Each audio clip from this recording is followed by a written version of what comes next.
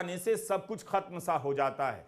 ऐसे अनेक प्रकरण आ चुके हैं, हमने अपने पहले के वीडियो में बताए हैं। इस वक्त लगता है आप भूल गए हैं। 30 अक्टूबर को मनीष सिसोदिया की जमानत रद्द हो गई। जमानत की सुनवाई के दौरान सुप्रीम कोर्ट ने ईडी से जो सवाल पूछे उससे यही लगा कि ईडी के पास ठोस सबूत नहीं है, ना आधार। कोर्ट ने कहा कि सिसोदिया के खिलाफ सरकारी गवाह के बयान के अलावा कोई सबूत है भी या नहीं। सुनवाई के दौरान जो सवाल उठे उससे लग रहा था कि सिसोदिया के खिलाफ कोई ठोस आधार नहीं है, और जब फैसला आया तो उम्मीद से ठीक उल्टा। यही कारण है कि इस फैसले को रहस्य की तरह देखा जा रहा है। सुनवाई के दौरान सुप्रीम कोर्ट ने यह भी कहा कि आप किसी को अनंत काल तक के लिए जेल में नहीं रख सकते। सुप्रीम कोर्ट को अनंत काल की परिभाषा तय कर देनी चाहिए। 8 महीने से मनीष सिसोदिया जेल में बंद हैं, क्या यह अनंत काल में नहीं आता? 3 साल से अधिक समय से उमर खालिद जेल में बंद हैं, कई बार जमानत रद्द हो चुकी है। भीमा कोरेगांव मामले में शोमा सेन 5 साल से भी अधिक समय से जेल में हैं, क्या यह अनंत काल में नहीं आता?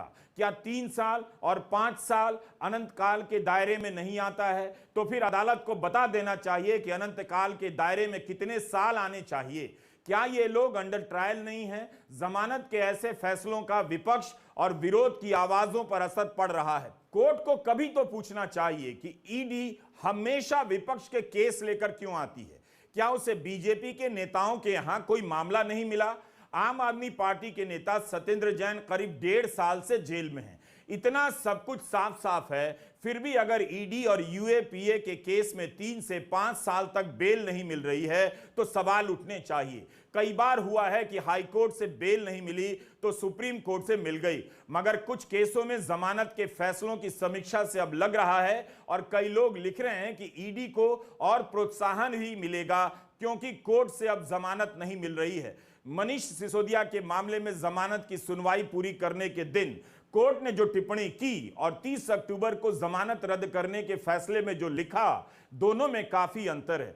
कोर्ट में जो कहा जाता है, फैसले में जो लिखा जाता है, अंतर होता है अक्सर, मगर तब कोर्ट के बयानों से लगता था कि कोर्ट को कोई सबूत ठोस रूप से नहीं मिला है। अब कहा जाता है कि अस्थायी तौर से साबित होने वाला एक सबूत है, इसलिए जमानत रद्द की जाती है। जाहिर है लोगों के मन में शंका गहराएगी और सवाल पैदा होंगे। मनीष सिसोदिया के संबंध में 17 अक्टूबर को सुप्रीम कोर्ट ने ईडी से पूछा कि मनीष सिसोदिया को मनी लॉन्ड्रिंग के लिए आरोपी कैसे बना रहे हैं, जबकि वो मनी ट्रेल का हिस्सा है ही नहीं और पैसा उनकी जेब में पहुंचा भी नहीं। फिर 30 अक्टूबर को फैसला आता है, लिखा जाता है कि कानूनी प्रश्नों का सीमित तरीके से जवाब दिया गया है। विश्लेषण में कुछ पहलू नजर आते हैं जिन्हें हम संदिग्ध कहते हैं, लेकिन 338 करोड़ के हस्तांतरण से जुड़ा एक मामला अस्थायी तौर पर स्थापित लगता है, इसलिए हम जमानत की याचिका रद्द करते हैं। जब सुप्रीम कोर्ट में मनीष सिसोदिया